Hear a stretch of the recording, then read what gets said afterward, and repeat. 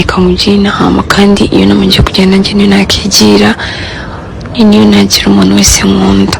Umva umbwira gusohokana, umbwiye ko ushaka kumuganira, urumva mugende akugurira ibiryo urye uhage. N'ubundi irimo umupolisi, irimo n'umugabo yari umukapiteni mu ngabo z'u Rwanda. Umupolisi bibanza arasezera muri 2000, yasezerewe ubanza ari 2018 mu gipolisi cy'u Rwanda. Uwo musirikare we yasezerewe nawe mu ngabo, ariko yari ari ku rwego rwa kapiteni. Kugira ngo ubyare ngwino mbanze nkurongore, nibwo uzahita ufata umwana, nibwo uzahita ubona umwana, warabaza umwana ngwino mbanze nkurongore, nibwo uzabyara. Umugore akajyaho akamanika amaguru bakamurongora aho ngaho muri shrine. Uwo mupolisi rero niko kazi yagiyemo. Akazajya afashwa n'uwo mutipe w'umukapiteni, wari umukapiteni. Uwo mukapiteni we yakoraga mu taxi voiture, niko kazi yakoraga, ariko anashakira abantu, akonvenka abantu yagutwara uri nk'umukiriya, akagenda akubwira ati rero buriya ibyo bibayaho. None niba umupolisi wo muri traffic wabafashaga urimo ndani yaraje kubona ko ibintu bitazamugwa amahoro, ashobora kuba yarabihindutse akavuga ati oya ntabwo ngiye nzakomeza gukora muri ibi bintu, yenda akabareka. Amaze kubareka, ariko nabo kuko bari baratangiye kurya amafaranga, urumva hari abantu bari barakoreye service kuki Kazungu batari kumwerekana cyangwa se batamwerekanye. Muri umutipe witwa Yusufu wari yapanze kwica abantu 40, agafatwa amaze kwica abantu 4, akanavuga ngo yarazi ko yishe 6 ngo babiri ngo ntago bapfuye. Mubavuga yandikiye iyo message harimo umugabo w'ingabo Mubaraka Muganga, ako ngo harimo ngo n'umuyobozi w'ingabo Felix Namuhoranye. Akongera akavuga ko ngo yanditse message ikajya ku muntu umwe muri famille y'umukuru w'igihugu, ngo ashobora kuba ari mushiki w'umukuru w'igihugu cyangwa se ari Ange Kagame. Sinzi ngo umuntu ngo hagati muri aho, gusa ntabwo yamuvuze, ariko yaravuze ngo ni umuntu umwe wo muri famille y'umukuru w'igihugu. Uwo muntu rero umwe muri famille y'umukuru w'igihugu niwe wamukozeho. Kazungu bakimufata bakabaye barijijishe bagahita bamurasa. Noneho abana b'abakobwa yarwaniye ishyaka, yari amashuri, yafashije mu buryo bumwe cyangwa ubundi, batangiye kwicwa mu buryo umuntu atamenye ibyo ari byo. Bakica 12, bakica bangahe. Nk'umubyeyi w'igihugu biramubabaza.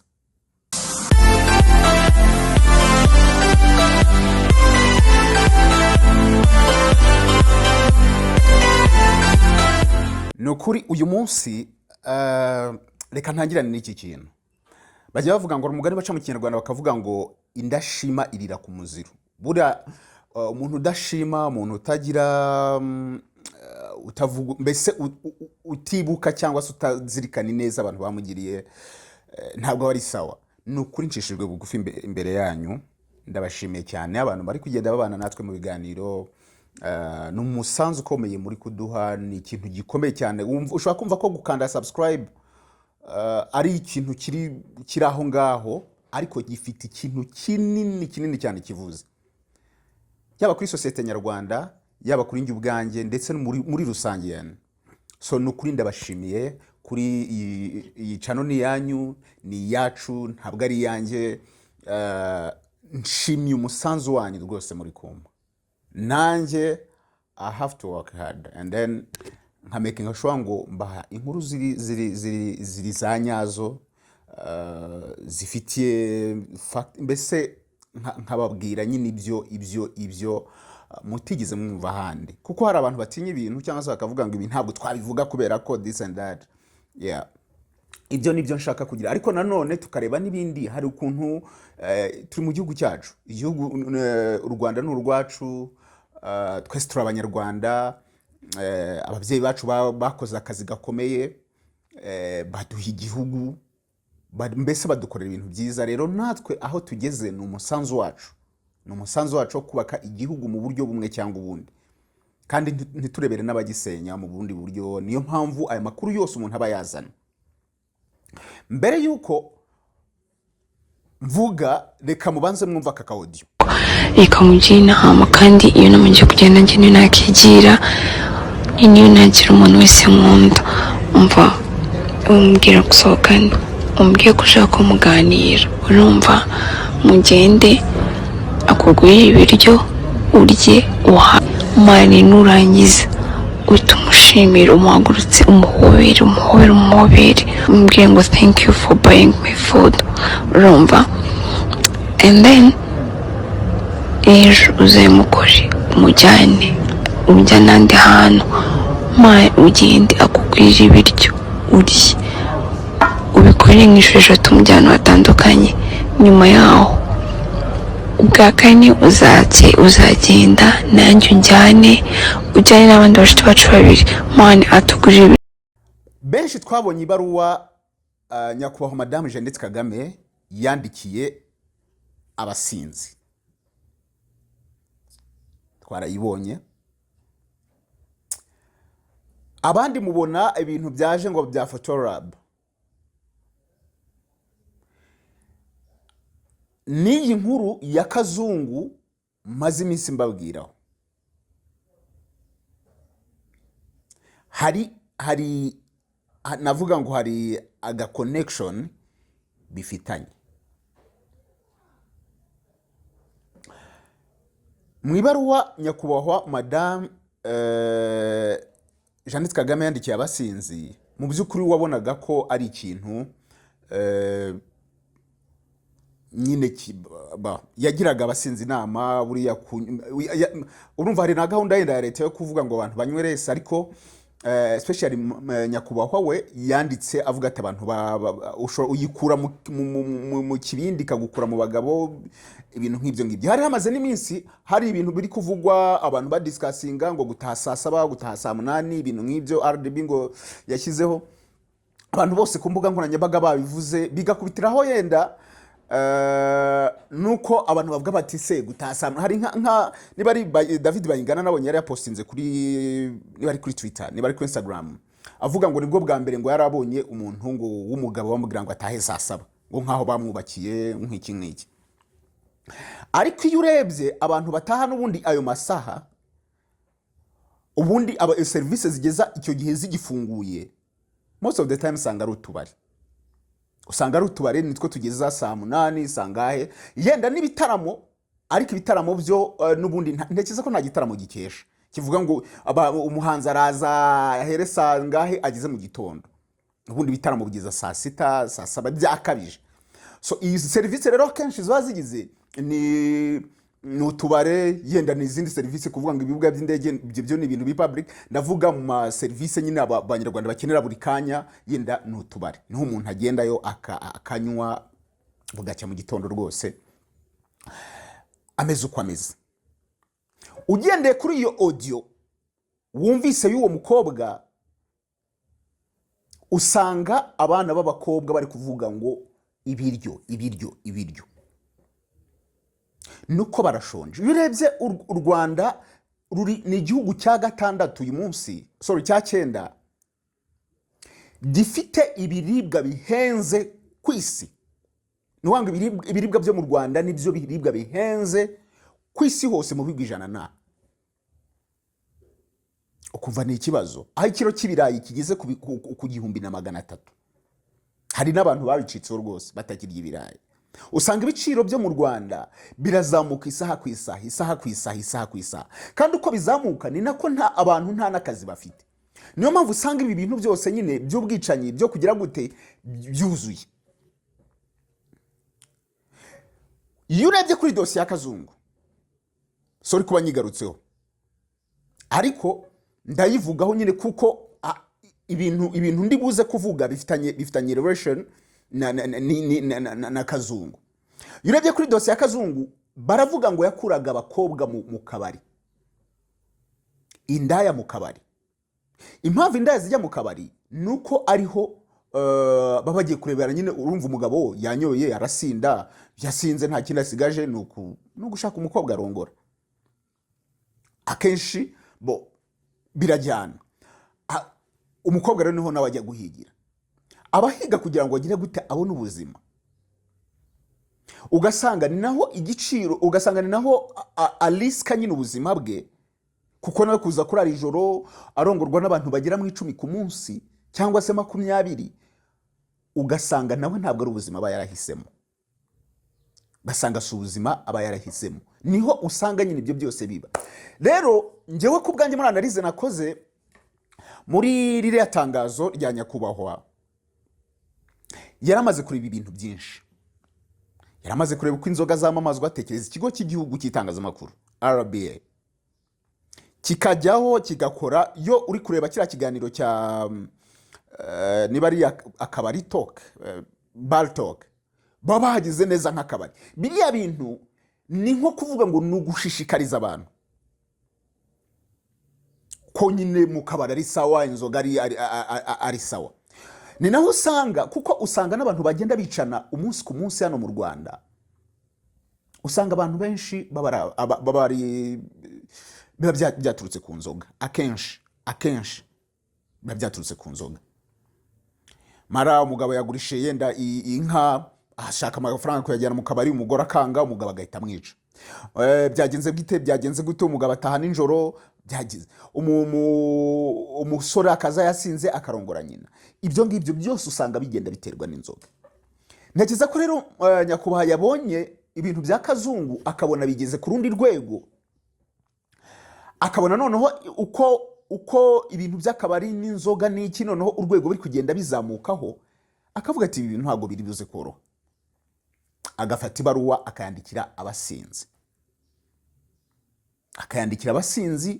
n'abantu basinda nyine ku kigero cyo hejuru, kuko yabonye ko ntaho igihugu kiri kugana mu bijyanye no kuvuga ngo abantu banywa excess. Nyakubahwa Madame Jeannette Kagame, twibuke ko afite umuryango wita Imbuto Foundation. Mbere utangira ubanza yarikwaga PACFA, sinzi niba ari byo neza, niba ntibeshye ababizi barankosora. Nyuma uza kugenda uba Imbuto Foundation, ariko cyane cyane wari based ku bana b'abakobwa.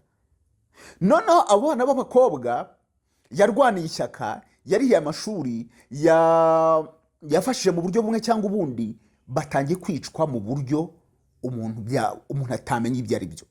Bakica 12, bakica bangahe. Nk'umubyeyi w'igihugu biramubabaza. Noneho kumva direct abo bantu bose abenshi bagiye bafatirwa mu kabari.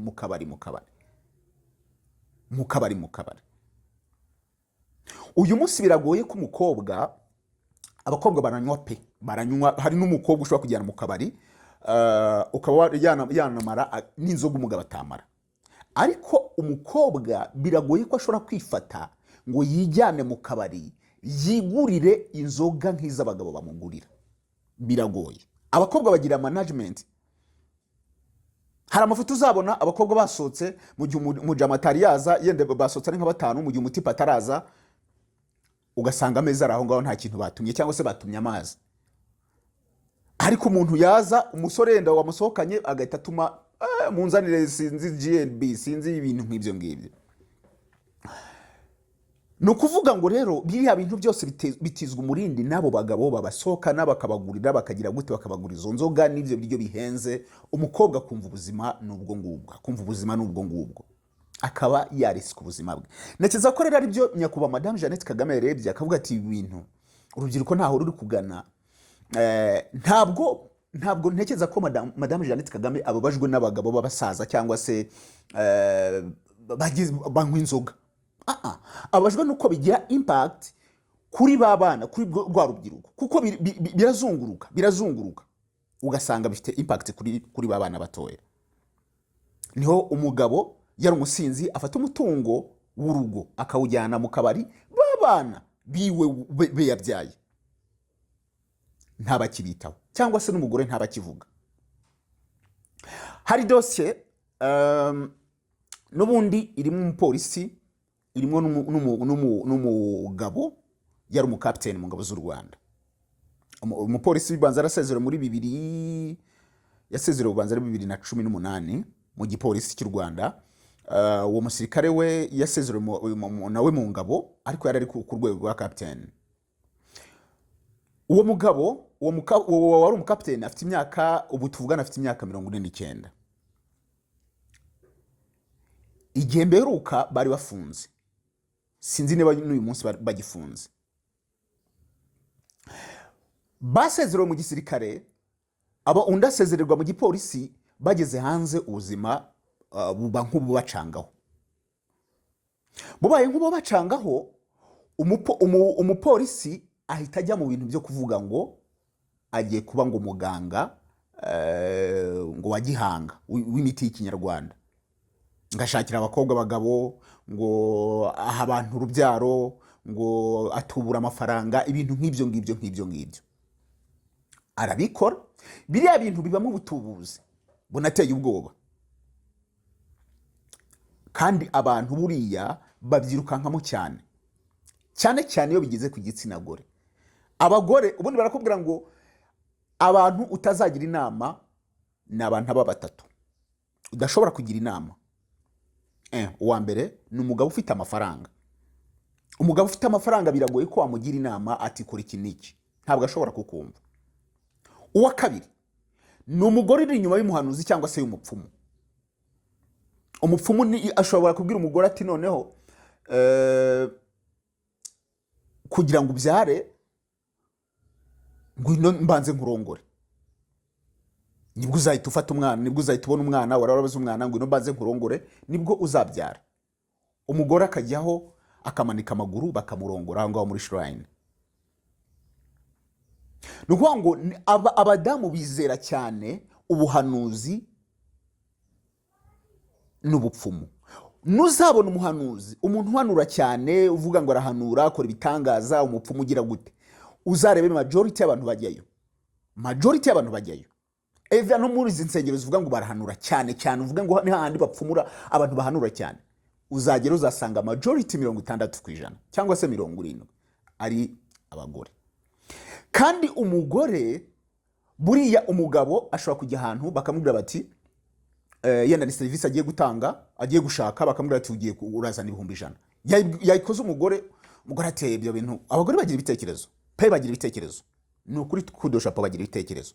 Yabikoze umugore akamubwira ati oya ibyo mafaranga bakuriye bagize gute. Ariko umugore naza kukubwira ngo Sherine uruzi ko nagiye nta kintu ushobora gukora ngo ubure kumuha ya mafaranga.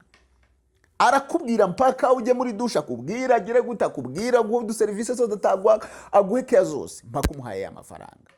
Bivuga ngo abo bantu amafaranga nanone y'imiryango agendera muri ba bantu bita ngo nabapfumu cyangwa se bakoranga ibintu ngo by'ubuvuzi gakondo. Simpakanye ko arabikora biri perfect, ariko nanone ba bantu bavuga ngo baratubura amafaranga, ngo babazana ngo birukanye inyatsi, ngo bagira gute, ngo bashakira abana bagabo, ngo umuntu, ibyo bintu byose. Uwo mupolisi rero niko kazi yagiyemo. Akazajya afashwa n'uwo mutipe w'umukapiteni, wari umukapiteni. Uwo mukapiteni we yakoraga mu taxi voiture, niko kazi yakoraga, ariko anashakira abantu, akonvenka abantu yagutwara uri nk'umukiriya, akagenda akubwira ati rero buriya hari umuntu tuziranye ukora ibi bintu, akamurangira abakiriya. Byaje kuva aho ngaho bigera kuri gahunda noneho kuzajya bavuga ngo bagiye gutanga amaperimi. Ariko gutanga amaperimi, batangaga amaperimi ari original. Yari original, ntabwo ari kuvuga ngo yari perimi ngo bakaguha ngo zindi ngo. Batangiye batanga perimi ziri original. Means hari umuntu akoraga muri traffic bakoranaga.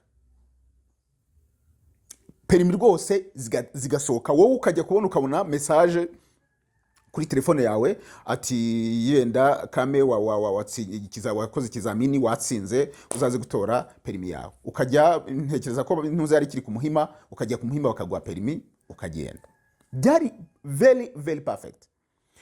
Perimi cyo gihe bashyiraga 600 ndatekereza, iriya finali nyine.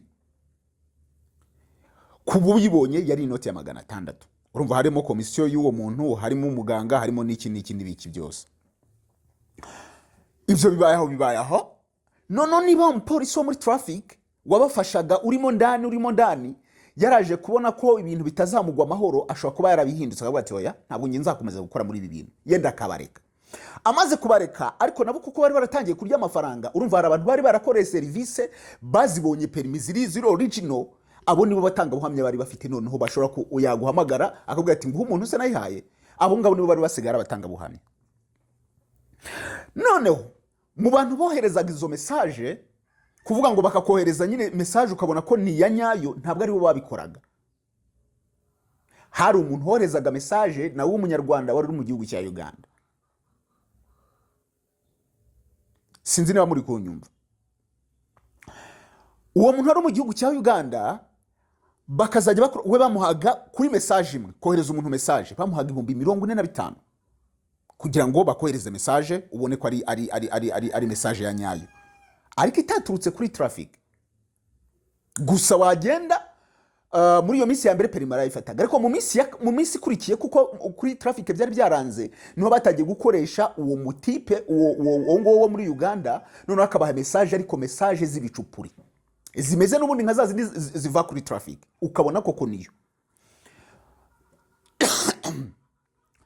Ibintu bibayaho bakazarya barya amafaranga, none ukaza bo bakaguha message bavuga ati noneho urazana ibihumbi yenda 300 kimwe cya kabiri, ukabona ibintu biri perfect koko bakweretse n'abantu bazikoreye koko bahari koko bukuri babandi nyine bafashe bwa mbere bikiri sawa, noneho nawe ukabizera ukabaha amafaranga, bakagenda noneho wamara ko yabaha kuko nta prime bazaguha, bakagenda noneho ati buretse hari ukuntu system hari iki, bakagenda bakurerega.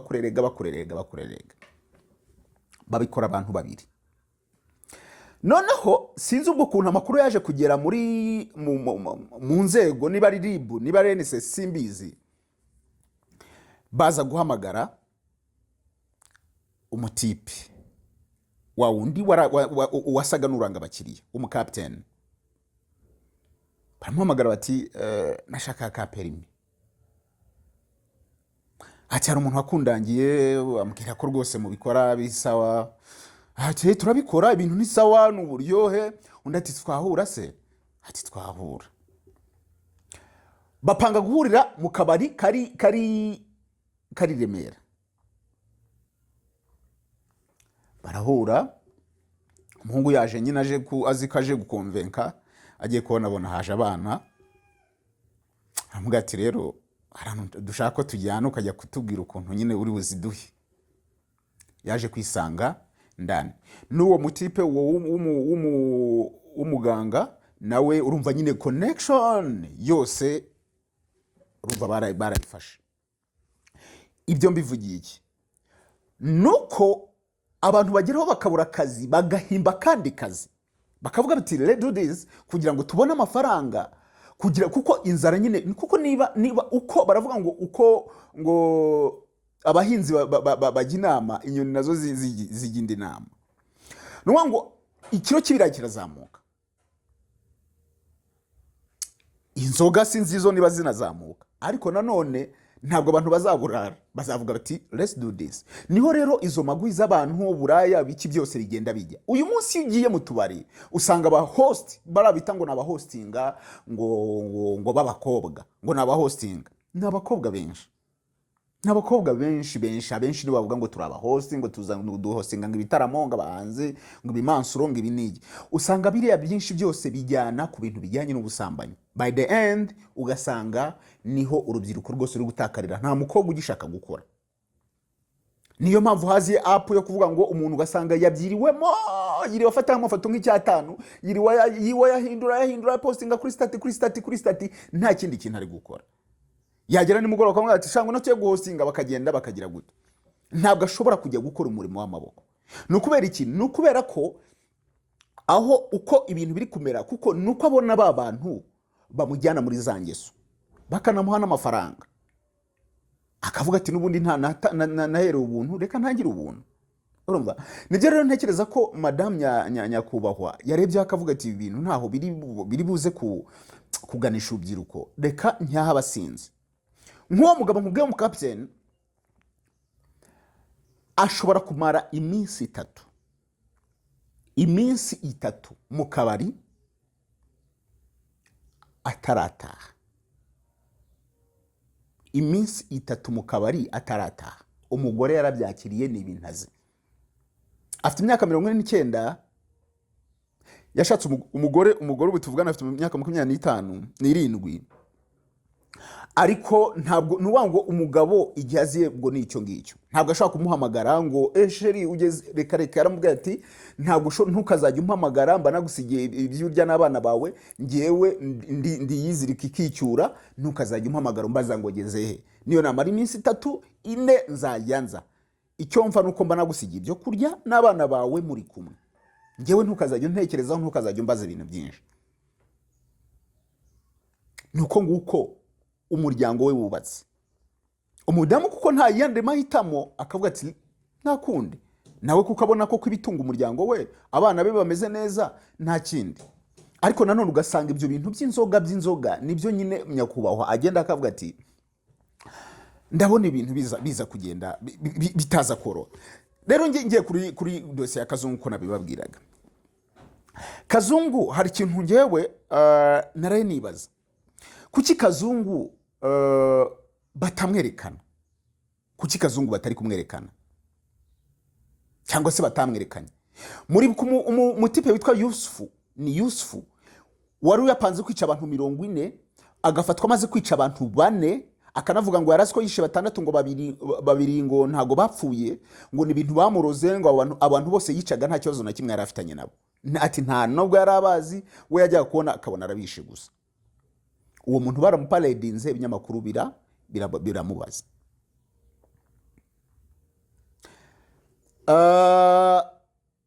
uwitwa Damascene wicuriye mugabo mu Busanza urubanza rwabereye mu ruhame then Kazungu wisha abantu 12 kubera iki batamuparedinze cyangwa ngo abantu banamye kuko Kazungu ibya Kazungu ni Imana ibize ndetse ni nabirebire hari abavuga bati Kazungu yakabaye yarishwe mu Rwanda nta gihano cyo gupfa kibaho cyo kwica nta kiriho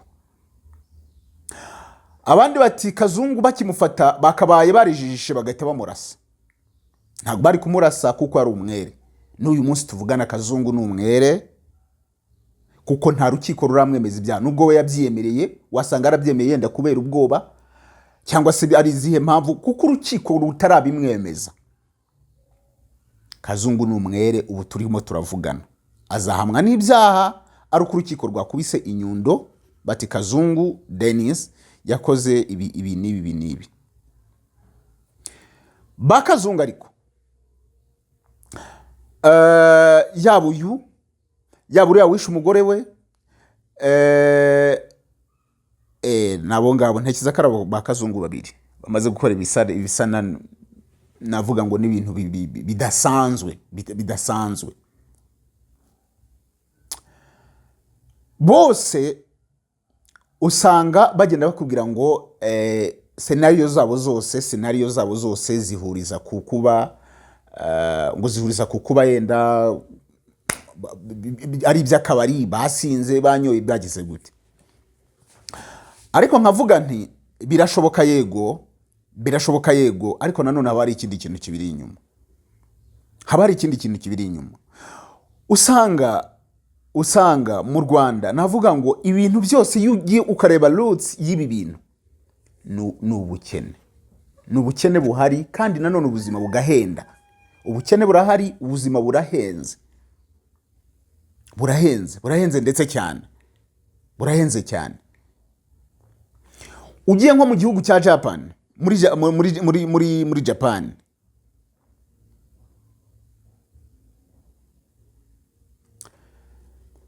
mu gihe bicaga Shinzo Abe wari prime minister bamurasiye mu ruhame gihe yaragiye muri rally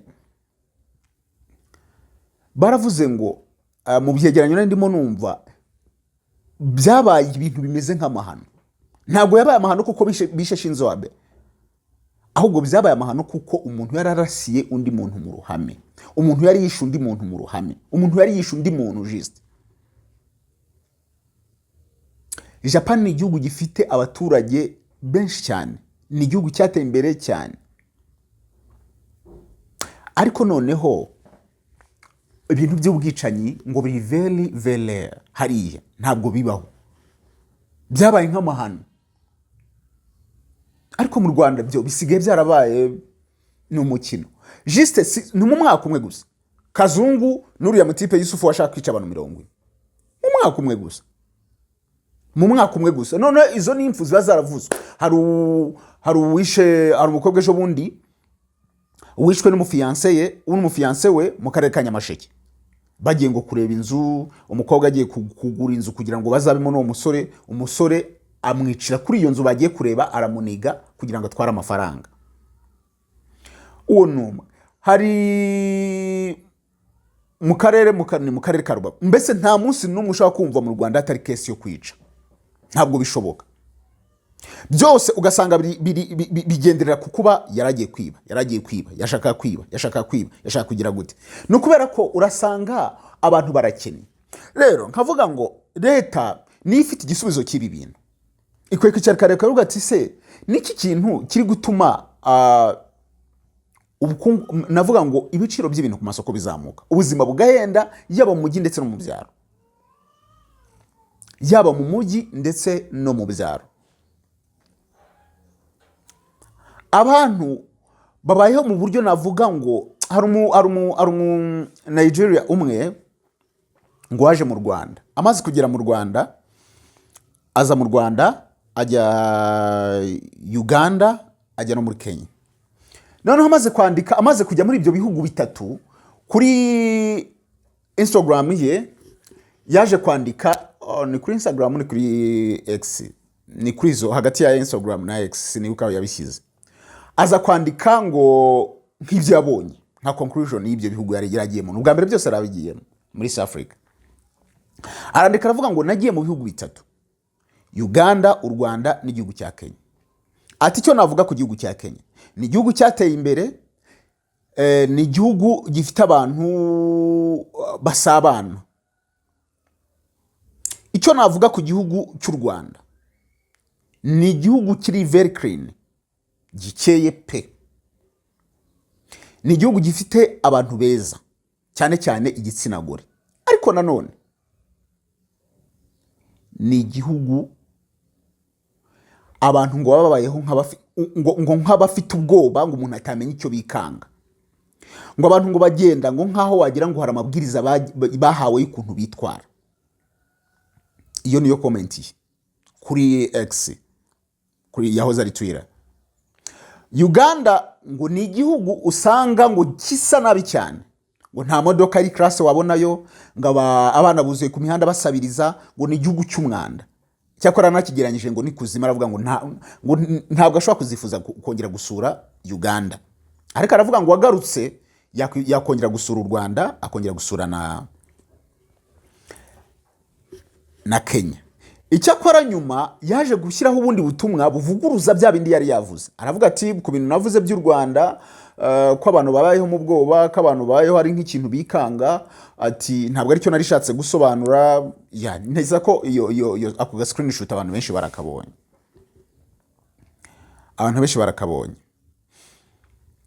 ariko ku ruhande rumwe ntabwo hari ibyo yavuze ku bwanjye nge nemeranya nawe, ndetse cyane twemeranye.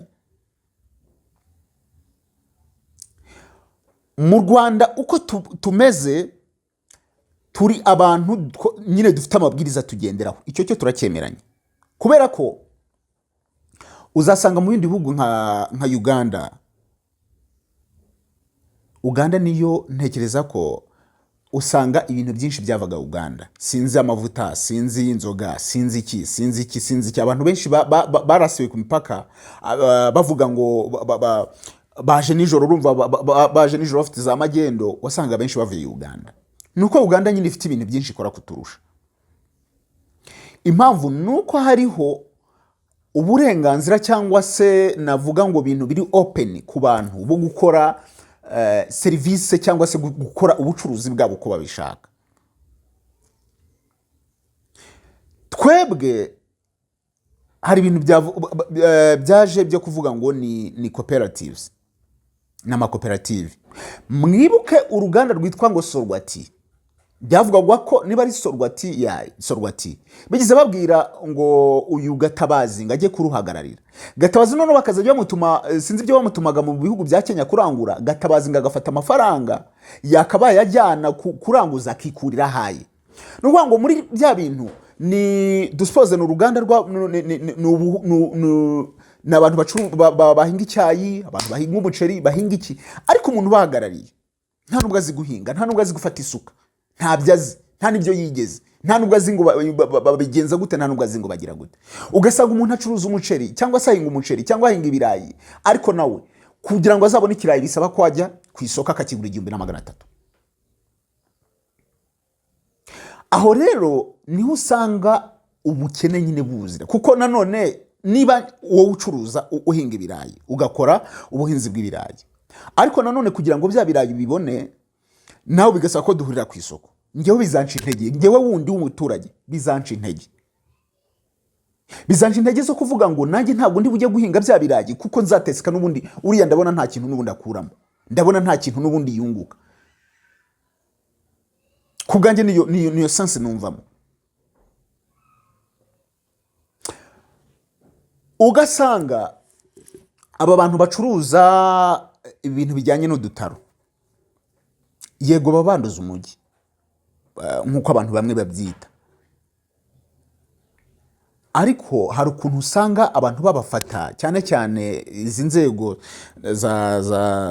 navuga ngo ni daso, ugasanga ari uburyo babafata mu buryo butari sawa, abantu bagacika muri ako kazi, bagacika muki. Ugiye mu kimotari, mu bamotari usanga abamotari barababaye. Umumotari murajyana akagenda akubwira ati ibibazo dufite, ngira ngo nejo bundi bari bakoze imyigaragambyo, gusa umusaza aza kubihosha. Bavugaga ko ibiciro n'uvuga ngo umuntu arakora atekerezo ngo umumotari agakora umwaka adashobora kwigurira ipataro, kandi moto na amafaranga aba akora ku mafaranga buri kanya, ariko usanga ibintu birimo birya amafaranga, sinzi ngo ibibarira moto, sinzi ngo koperative, sinzi ngo sinzi ibintu byinshi, usanga nyine aho ya amafaranga agenda ajya ni henshi, ku buryo kugira ngo amafaranga azayafateho mu ntoki biba bigoye.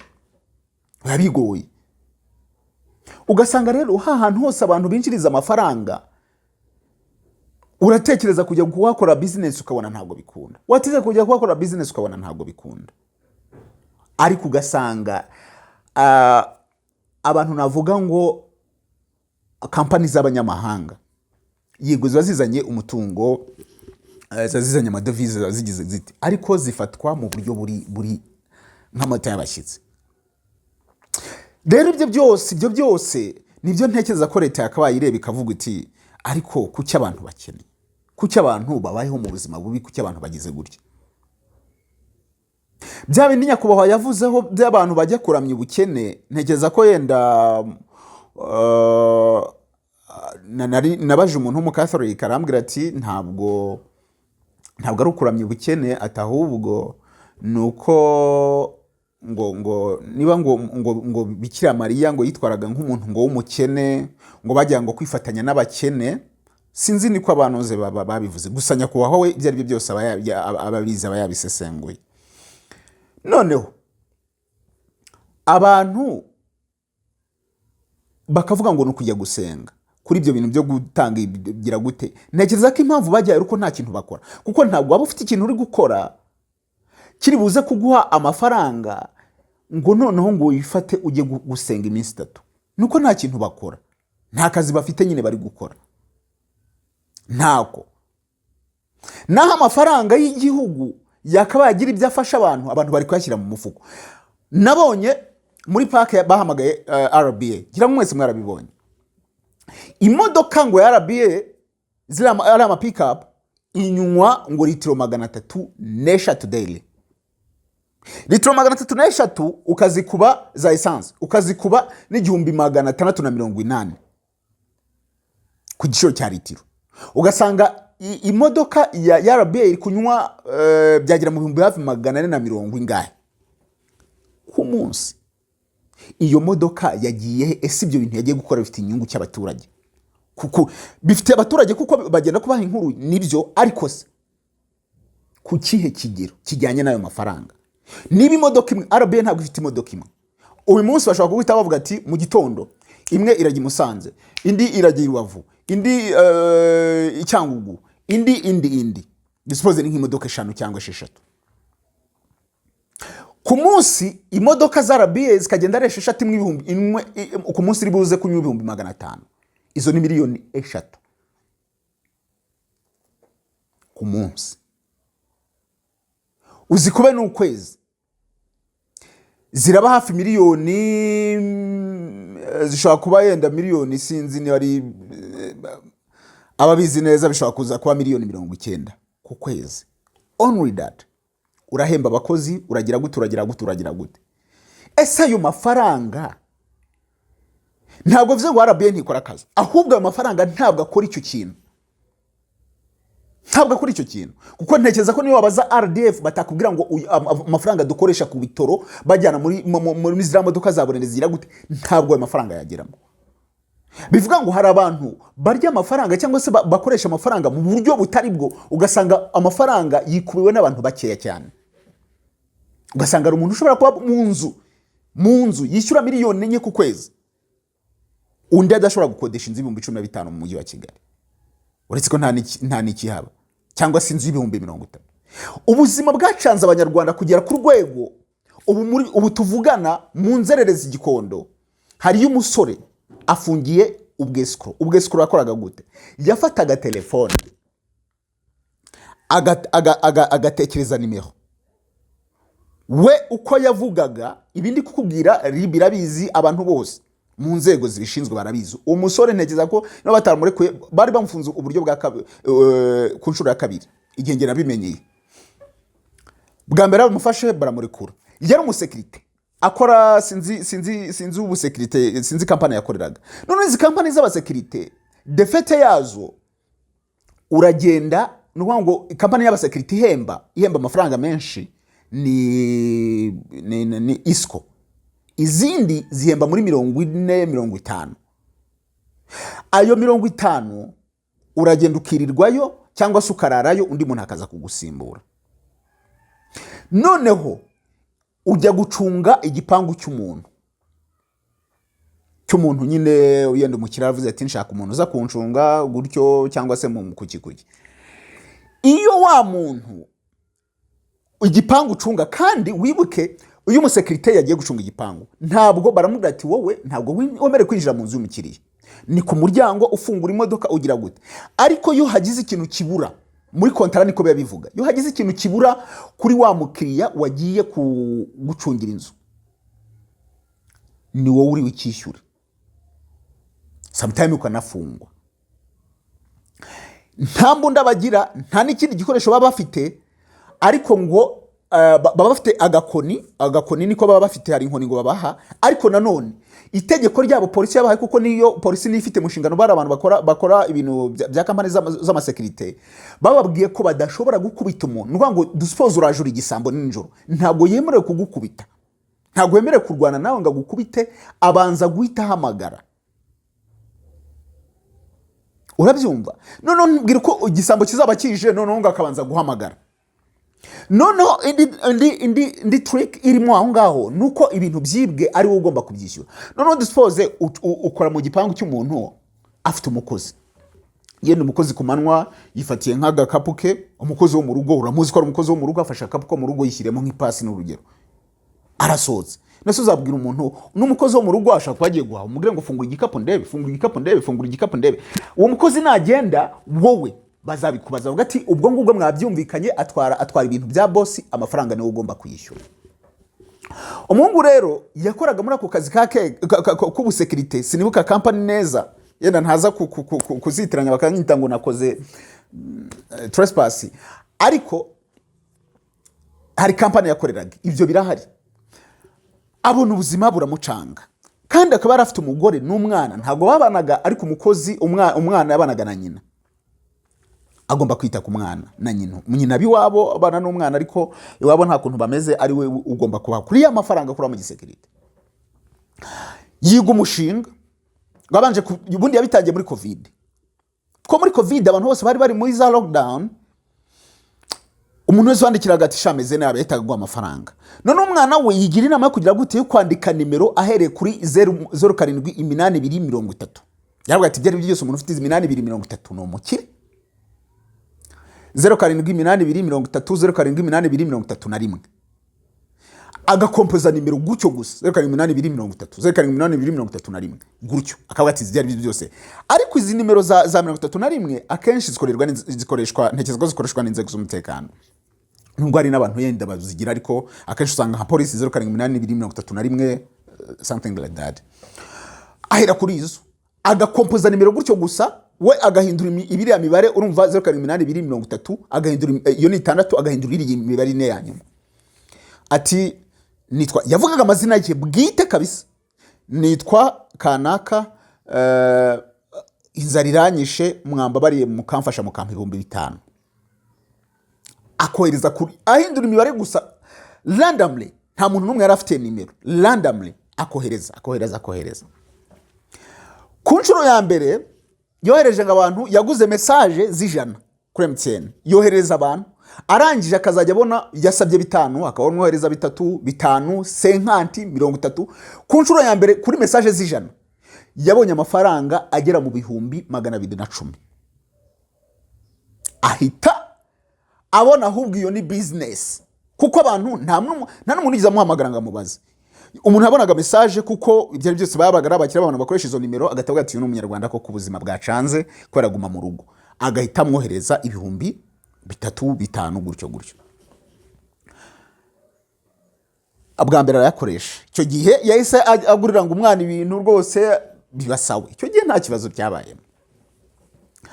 Bwa kabiri aza kongera none agura message za 500. Ayirirwa mu rugo yandika nimero, ahindura imibare gusa gutyo, agera no ku 82 gutyo, amanukura nimero, yohereza message za 500. Urumva abantu yazoherereje bamuha ama feedback, bamwe na bamwe bakanamuhamagara ati se wayabonye, ati hangane ubuzima nuko nguko bumeze gutyo. Aza kubona 1000 icyo gihe muri ntuze ya kabiri, aza gukura mu 640. Ariko noneho muri ibyo 640 yari yandikiyemo abantu atazi, nawe yakora randomly kuri za nimero, akandikira abantu nawe atazi ariko bafite profile yo hejuru. Mubavuga yandikiye iyo message harimo umugabo w'ingabo Mubaraka Muganga. We yavuga ko harimo ngo na we nibyo yivugiraga gusa, yavuga ko ngo harimo ngo n'umuyobozi w'ingabo Felix Namuhoranye. Akongera akavuga ko ngo yanditse message ikajya ku muntu umwe muri famille y'umukuru w'igihugu, ngo ashobora ko ari mushiki w'umukuru w'igihugu cyangwa se ari Ange Kagame. Sinzi ngo umuntu ngo hagati muri aho gusa ntabwo yamuvuze, ariko yaravuze ngo ni umuntu umwe wo muri famille y'umukuru w'igihugu. Uwo muntu rero umwe muri famille y'umukuru w'igihugu niwe wamukozeho. Kuri muganga ngo yaramwandikiye rwose, muganga aranamwoherereza, ahita nyine amufasha nk'umunyarwanda wifitiye ikibazo. Undi ni umuyobozi ntabwo ari umuyobozi wa polisi, nawe aramufasha. Abantu bose yandikirana Karela Denise, amafaranga baramwoherereza. Ariko noneho urumva agiye yandikira abantu benshi bakomeye, bashobora kuba ari ukuntu yenda byageze abantu babashinzwe ibyo bintu bakabona umuntu usaba abantu amafaranga. Uwe kubwe iyo muganira uwo mutipe arakubwira ngo message ishobora kuba yarankozeho, ashobora kuba ari yo nandikiye famille y'umukuru w'igihugu. Ati kuko abantu baje kundeba ntabwo bari basanzwe. Umuhungu rero baje guhamagara ya nimero, basanga iyo yakoresheje, nukuvuga ngo iyo yajyaga ku kazi, we kuko nukuvuga ngo yari afite agatelefone nyine kari aho ngaho, yafataga simukadi akayishyira muri telefone y'umukobwa wo uwo mu gipangu babanaga, none ngo umukobwa akayisigarana, none ngo umuntu waza kumuhamagara cyangwa agize gute umukobwa akaza kwitaba akamubwira ati ni musaza wanjye yagiye he. Ako kana rero kari akanyeshuri kavuye karimo gukora ibizami bya leta, babanaga mu gipangu, baje guhamagara rero ya nimero, bayihamagaye yitabwa n'umukobwa bajya kumureba, bagiye kumureba basanga umwana nabwo akiva ku ishuri, bamubwira ati se nimero ni yawe? Oya ntabwo ari yanjye, arabasobanurira. Umuhungu rero bahita bajya kumureba ahantu yakoraga, bahageze rero baramubaza ati se niwe kanaka? Ati yego. Ajya mu modoka baramutwara. Uwo muhungu urumva ivyo bintu byatewe nanone navuga ngo ni inzara yabiteye, akavuga ati reka ngire gute bisa nka blague, yavuga ko ngagiye gushinga amashami akazana ngo n'abakozi ngo bazajya bandika ama message, yabonaga ari business. Urumva yarikoze bwa kabiri, urumva business yamaze kumuha hafi 100 kuri message za 600, bwa mbere yari message z'ijana, bwa kabiri message za 500. So uwo muhungu rero ibyo byose rero izo ngero navuga nk'izo ngero mba mvuze nizerekana ubukene abanyarwanda bariho, n'ubukene abanyarwanda bariho bugatuma nyine batekereza kujya mu byaha, bakavuga bati kama mbaye ndaho kwicwa n'iki, nzicwa n'iki, abantu bakaba muri ubwo buzima. Ibi byose rero nibyo usanga rero bigenda bizunguruka, kuko iyo abantu baba bameze neza, bafite akazi, yenda ubuzima ari sawa, ntago Kazungu ari kubona bari abantu bose yica kuriye, ntabwo ari kubona abantu bica kuriye. Baravuga ngo umukobwa ufite amafaranga buri muntu wese aramutinya. Niyo mpamvu usanga abakobwa b'abakire bameze neza kugira ngo uzabone umusore umutereta biba bigoye. Ariko nanone umukobwa udafite amafaranga, icyo ari cyo cyose wakimukoresha ariko akabona amafaranga, akambara neza, agasa neza. Iyo Kazungu bari abakobwa bose baza kuba bafite akazi, bameze neza, bataragiye muri ibi bintu, ntabwo ari kubabona. Ku rundi ruhande ariko ugasanga n'abakobwa nabo navuga ngo babigiramo uruhare.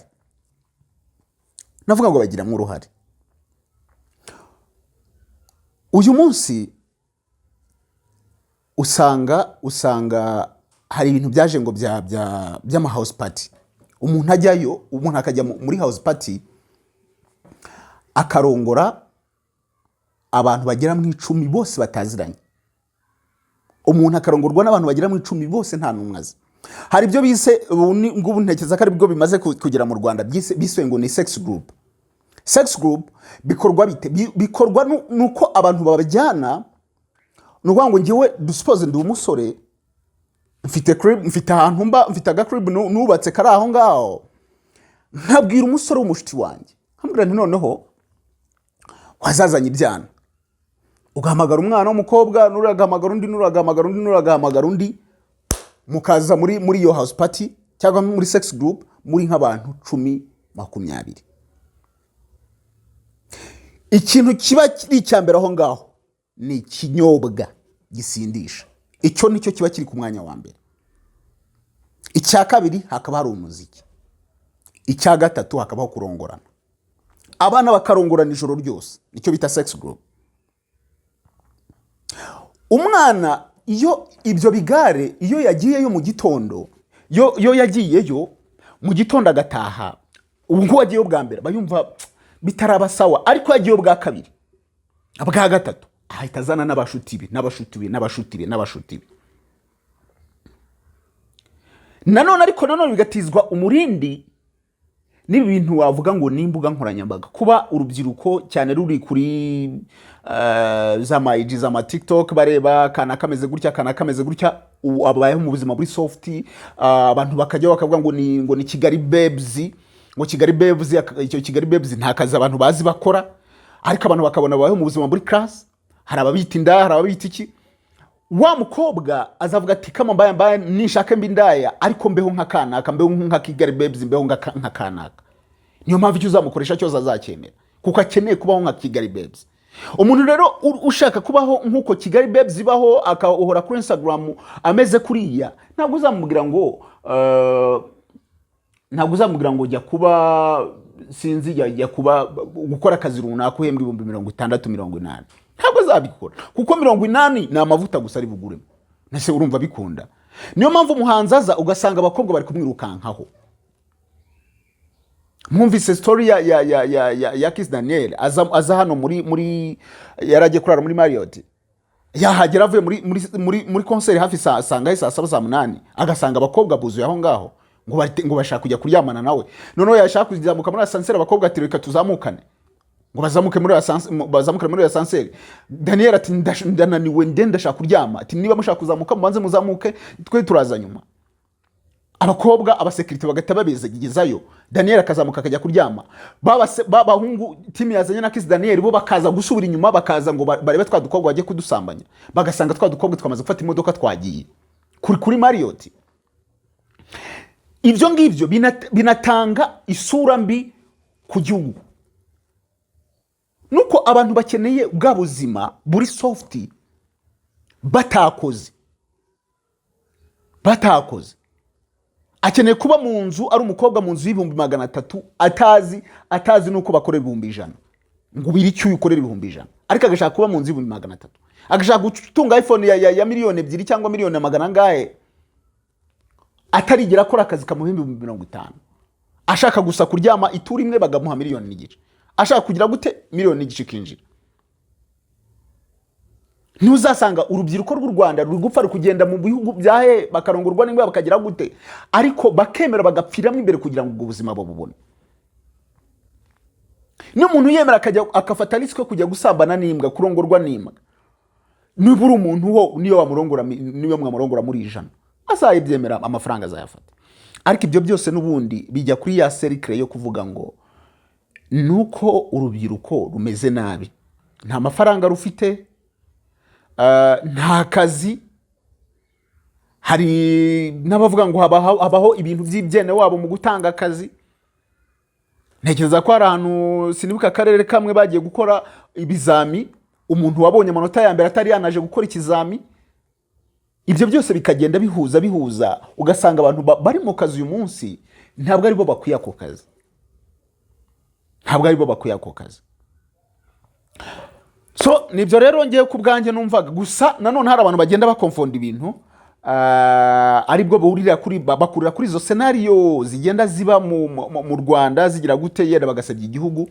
Ariko nanone dufite ubuyobozi baburebera ibingibi, nanone ibintu byose ntago byagerera ku murongo icyarimwe ngo muri Uganda bibe bimeze gutya, muri Uganda nabwo bigende kuriya, muri Uganda bigende kuriya. Ibintu byose ntago byazamukira rimwe, ariko amahirwe yo gukora cyane ku rubyiruko rwose n'uburyo bwo gucreatinga akazi no kugira gute byakabaye bibaye enabled cyane kuruta ibindi bintu byose. Byakabaye bibaye enabled kuruta ibindi bintu byose. Nese urafata ikigo cy'igihugu cy'itangazamakuru barya ayo mafaranga bajye kurwanira publicité ku isoko, n'umuntu widudubira ushaka uri gushaka amafaranga atunga abana natazahembwa umushahara wa buri kwezi uva muri bije y'abanyarwanda, mu misoro y'abanyarwanda. Uko se bizagenda? Ntabwo nzajya ku isoko ngiye gushaka isoko ku muntu ucuruza imikati mu bwangu ngo nkwamamarize. RBA ifite amaherese muri karere, ntabwo azampa isoko, azari RBA. Usanga rero ibinyamakuru kwidudubira bitari gukunda, ntabwo biri gukunda. Kandi nanone ugasanga nanone bya bigo nabyo bikomeye bya MTN byande, umuntu wa mbere bitekereza na RBA ni igihe niki nta handi. Yego n'ubushake bwabo, ariko n'ibigo bya leta noneho bifite amaserivisi kuvuga ngo hari serivisi zaje, hari tunyweresi, hari tugira gute, niba ari ibintu bashaka kwamamaza nabo nibabihe ku bitangazamakuru bisanzwe, ugati babahe kuri ayo mafaranga nabo babagire babeho. Ntabwo bije yose nuko ngo n'amafaranga ava mu gihugu, n'amafaranga ava muri leta ajya n'ubundi ava mu bakozi ba leta n'ubundi ajya mu bakozi ba leta. Amafaranga ava muri ministeri igiye kwamaza iki kintu kugira ngo abaturage bacyumve, ahita ajya n'ubundi muri RBA n'ubundi. Abo bose bahembwa amafaranga y'igihugu. Arava hariya ajya hariya, uriya udahembwa, uriya wikorera private, bizagenda gute? Ntabwo bizakunda. ntabwo bizakunda. Niyo mpamvu hakwiye kubaho kongera kwiga ku nyigo hawatse ibi bintu bishobora guhinduka bite, bitari iby'urubyiruko rwose, ahubwo hazapfa n'abandi benshi, hazapfa n'abandi. Kuko uyu munsi turi kuvugana, nubwo Kazungu yishe abantu ngo yabatwaye iwabo, yababeshye ngo akazi, yababeshye ngo gize gute, fata wowe n'urugero, wowe uri kundeba, andika itangazo uvuge ngo ndashaka akazi, nshaka abana b'abakobwa bagize gute, ureba baza umubare baza, ntabwo wababara. Abaza ni benshi, ni benshi cyane, ni benshi cyane. Niyo mpamvu usanga ubutubuzi bwabo bwinshi, uburaya ari bwinshi, n'ubwicanyi bukaba bwinshi. Ubwicanyi rwose buzaba bwinshi, kuko niba iyo umuntu afite uko ameze uyu munsi, ntabwo wafata, reka dufate ko n'urugero barango ba Kigali babes bafite amafaranga nk'ayo bavuga bafite, ntabwo Kazungu ari kubahangara. Oya, ntabwo ari kubwira ariya kuru ngo ngwino ngo tujyane iwabo, aramureba nk'inzererezi, ntabwo yamubwira. Uwo ari bubeshya kumva ni wa mukobwa uri aho ngaho, kandi n'umutino udafite amafaranga, ariko nanone ushaka kuba mu buzima buri class. Rero turebe, tuye dukoma urusyo, dukome n'ingasire, tuvuge ngo ibi bintu nubwo bimeze gutya ariko bifite imvani iyi.